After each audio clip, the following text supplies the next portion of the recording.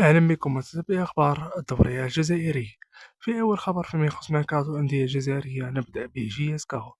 حسب الصحفي جمال الموزاوي رشيد غزال قريب من التوقيع في النادي القبائلي جي اس كاو.